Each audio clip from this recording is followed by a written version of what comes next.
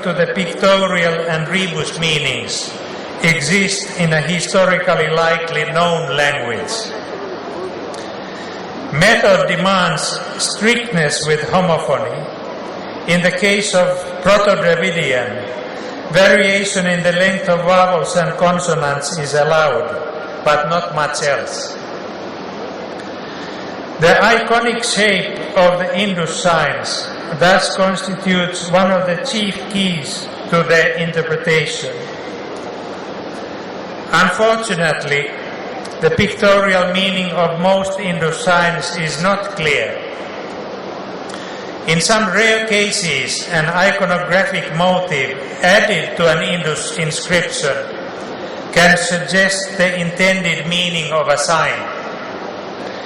The scene at the right end of one tablet from Mohenjo-daro shows a human being who kneels in front of a tree and extends a V-shaped object towards it.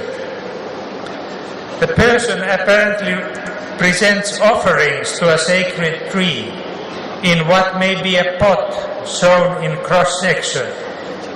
If so, the intended and iconic meanings of the V-shaped sign in the text coincide, and it can be understood directly from the pictogram.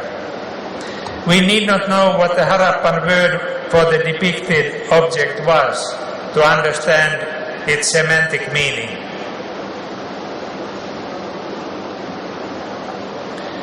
The plain fish sign probably has the intended meaning fish on Indus tablets, which seem to mention offering of 4 pots of fish.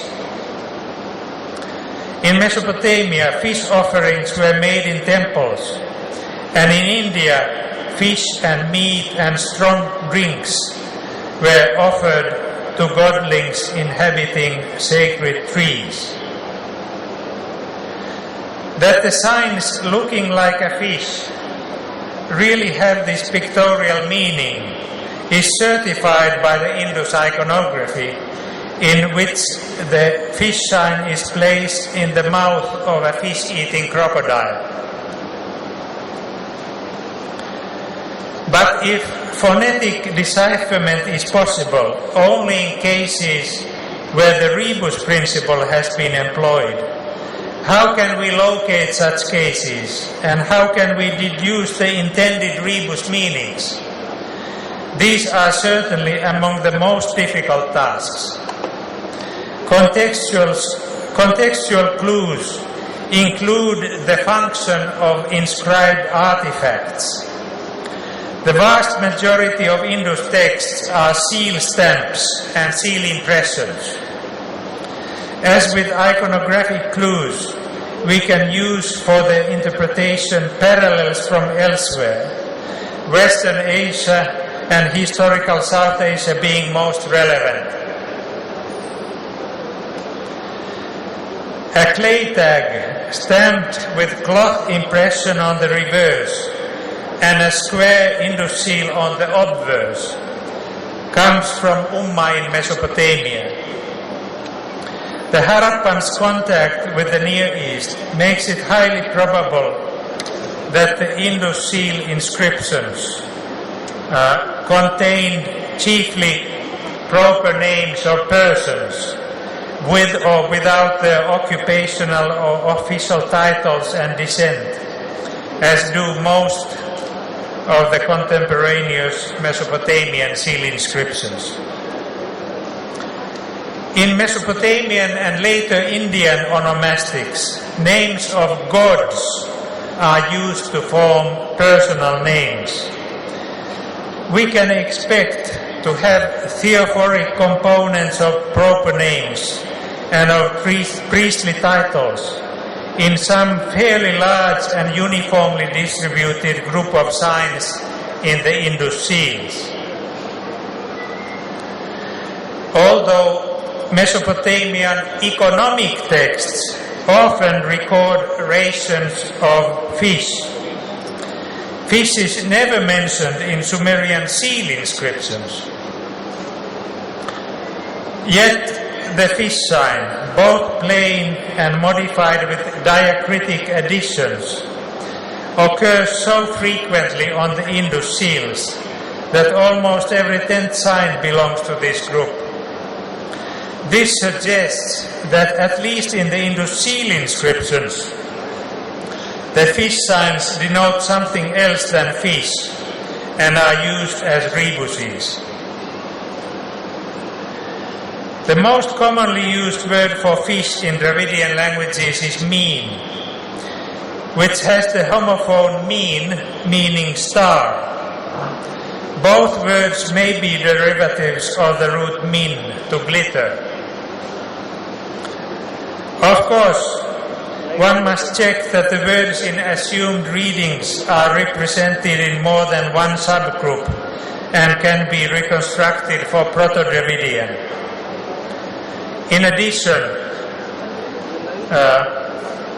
the hypothesis must be checked against script internal evidence. Do the proposed interpretations make sense in the script external evidence?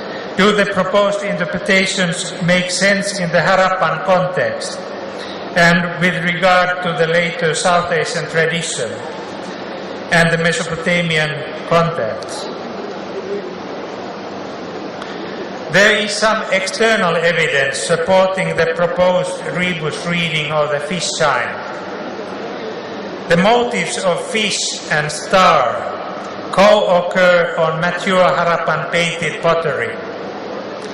Tamil speakers who call these two things with the same word have imagined the stars to be fish swimming in the ocean of night sky. Additional support for the reading reading the fish sign as a rebus for star is the absence of a sign depicting star from the Indus script, although the star symbol is painted and incised on early Harappan pottery. The omission of a star pictogram from the script is understandable as an economic measure, as the fish sign covers the meaning star as well. The rebus meaning star suits the expected meaning God as a component of proper names in seal inscriptions. Whenever a god or goddess is mentioned in cuneiform texts, the pictogram of star is prefixed to the name as its determinative to indicate that what follows is divine. In the Sumerian script, the star pictogram means not only God but also sky. Star is thought to have originally been the attribute of the sky god An. With An as the leading divinity of the Sumerian pantheon, his symbol then would have started to mean God in general. Astronomy, including the use of a star calendar, played an important role in ancient Mesopotamia and deeply influenced the religion. All the main gods were symbolized by particular stars or planets. The fact that the Harappans chose fish rather than star to be represented in the writing may be due to the water god being the most important deity in their pantheon. In the Near East, the